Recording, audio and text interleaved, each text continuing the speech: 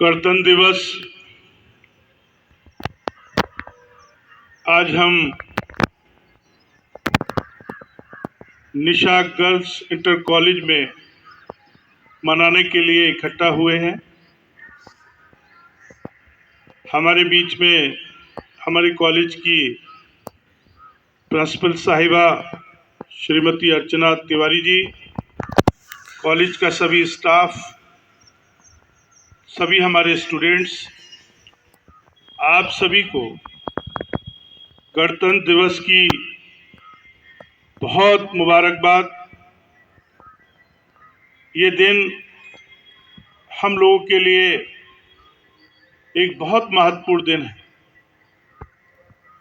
आज ही के दिन हमारा संविधान लागू हुआ था। कोई भी कॉलेज हो, कोई भी घर हो, कोई भी हुकूमत हो, कोई भी संस्थान हो, उस संस्थान का होना भी जरूरी होता है और उसके चलाने के लिए जो कायदे कानून नियम बनाए जाते हैं उनका भी होना जरूरी होता है। देश हमारा आजाद हो गया, अब देश कैसे चले उसके लिए संविधान की जरूरत थी। उस संविधान को बाबा साहब डॉक्टर भीमराव अंबेडकर साहब, उनकी टीम ने इस देश को दिया। आज उसी संविधान से ये देश हमारा चल रहा है। वैसे तो देश के सामने बहुत चुनौतियां हैं,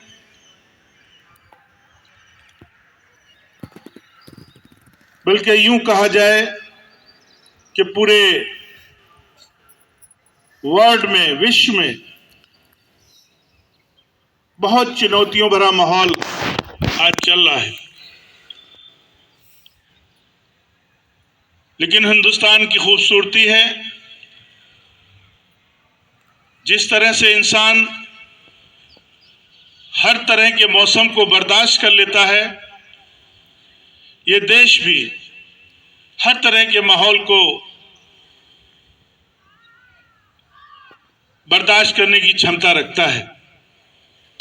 आज हमारे देश की आर्मी, आज हमारे देश की टेक्नोलॉजी, आज हमारे देश की इकोनॉमी निश्चित रूप से बहुत आगे बढ़ी है और ये खूबी हमारे इस देश के नौजवानों की है। उनके द्वारा ये हमें प्राप्त हुई है।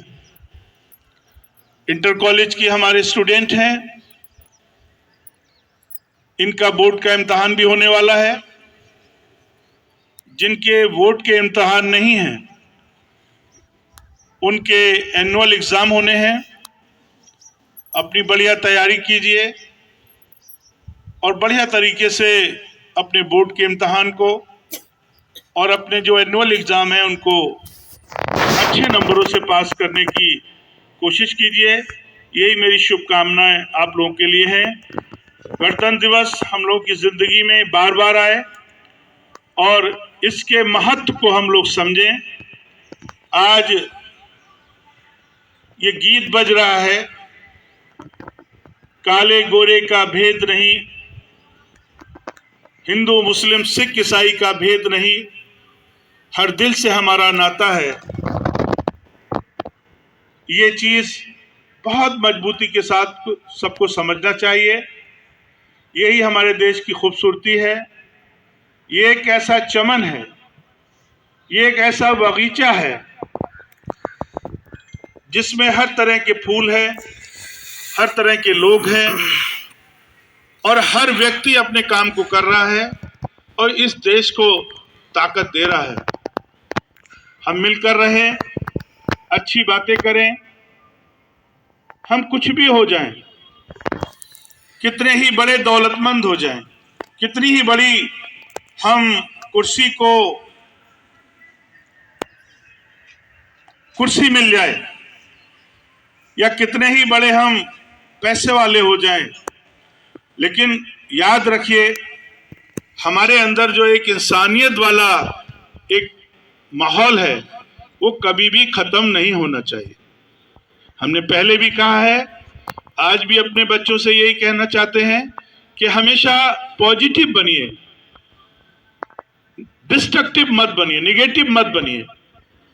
निगेटिव बनने में बहुत परेशानियां हैं, कोई खुश नहीं रहता,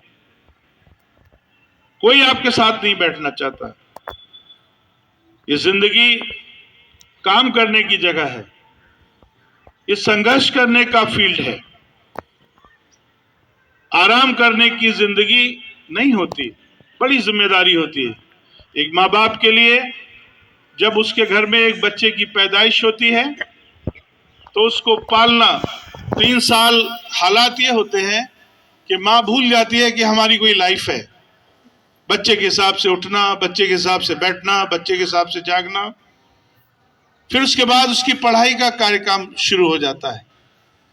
पढ़ाई के बाद जब वो शिक्षा पा लेता है और वो कोई अच्छे मकाम पे पहुंच जाता है तो माँ बाप के लिए वही बहुत बड़ी खुशी होती है। फिर उसके बाद उसकी शादी होती है, फिर उसके बच्चों में अपने जीवन को माँ बाप देखते हैं और एक दिन वो होता है कि वो इस दुनिया से रुखसत हो जाते हैं।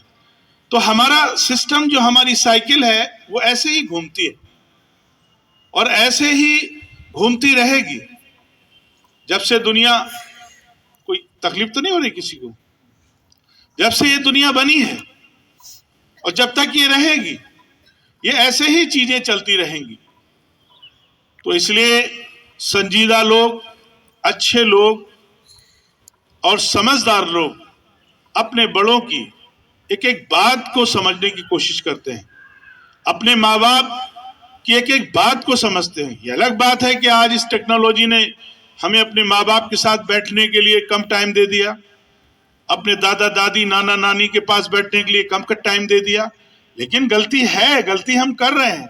हमारा जब खाली टाइम हो तो उसमें 70% माँ बाप से ही सीखने को मिलता है, बड़ों से सीखने को मिलता है। और ये हमारे घरों में, पुराने जमाने में आप चले जाइए, आज का ये गुरु गूगल हो सकता है, लेकिन पहले के गुरु माँ बाप ही थे, उनकी गोदें थी। तो इसलिए कभी भी जो बच्चा अपने माँ बाप को खुश रखेगा, वो क्या चाहते हैं, वो कैसा हमें देखना चाहते हैं, तो आप उनके मिजाज को भापिए और वो चीज करिए कि अच्छा हम स्कूल जा रहे हैं, अम्मी पापा हम स्कूल जा रहे हैं। ये जुमला जो है मालूम आपके लिए बहुत छोटा हो सकता है, लेकिन आपके फादर और मदर के लिए बहुत बड़ा जुमला होगा। और ये किसी एंटीबायोटिक से कम नहीं होता।